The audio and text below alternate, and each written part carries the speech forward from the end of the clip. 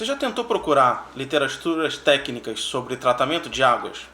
Se você, assim como eu, gosta de aprender um pouco mais e é mais a fundo nos assuntos relativos a tratamento de água, provavelmente você já deve ter percebido que existe uma grande escassez desse tipo de material. Se encontra em algumas livrarias materiais técnicos já em português. No entanto, usualmente eles não detalham muito os mecanismos ou os fundamentos do tratamento de água. Eles falam de uma maneira muito genérica e que você não consegue aprofundar o seu conhecimento. E é muito comum eu ouvir essa pergunta dos meus clientes: onde você busca seu material, por onde você estuda, como é que você se prepara, de onde é que vem esse conhecimento técnico? Então eu resolvi mostrar um pouco do meu acervo técnico para vocês. E eu vou começar mostrando um livro bastante antigo, do século passado. Ele foi publicado em 79 da Dru. Quem está no mercado de tratamento de águas há muito tempo, há mais de 40 anos, com certeza conhece ou já ouviu falar da Dru. Ela foi uma grande potência no mercado brasileiro e que trouxe, na época, algumas tecnologias que para o Brasil fizeram muita diferença nos sistemas de resfriamento, caldeira, clarificação de água. Então deixa eu mostrar para vocês a capa. Vocês devem estar notando agora que é uma capa bem antiga. E por que isso? Esse livro, infelizmente, vocês não vão conseguir mais encontrá-los em livrarias, nem na Amazon, nem na Saraiva, ou seja lá qualquer outra livraria. Esse livro está esgotado. Essa minha edição é de 79. E aí é um ponto que eu queria ressaltar com vocês. É impressionante como os conceitos que eram utilizados há mais de 40 anos atrás, há mais de 50 anos atrás, algumas moléculas ainda são utilizadas hoje. Quer um exemplo? Vamos pensar em polifosfatos. Por exemplo, tripolifosfato de sódio, hexametafosfato de sódio. São moléculas que já se utilizam desde a década de 40 e ainda hoje elas continuam sendo utilizadas em muitos programas de tratamento. Então, ainda que esse livro possua aí mais de 40 anos, ele continua sendo relevante e eu continuo recomendando essa leitura. Por um motivo simples: os conceitos de tratamento como balanço de massa, curvas de solubilidade, eles continuam sendo aplicáveis hoje.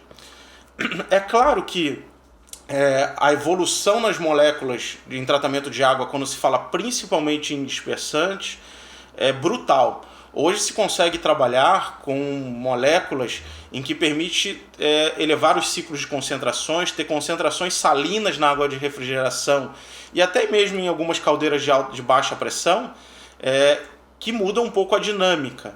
No entanto, o que eu digo o fundamento desse livro continua sendo atual. Então, se você é como eu, que gosta de aprofundar o seu conhecimento, entrar na química das moléculas e entender o mecanismo de reação, o mecanismo de inibição da corrosão, quando se utiliza alguns inibidores, essa leitura continua sendo muito interessante. Então deixa eu dar uma folheada rápida de alguns tópicos que eu separei. Por exemplo, se você tem corrosão em cobre, fatalmente você precisa utilizar um azol.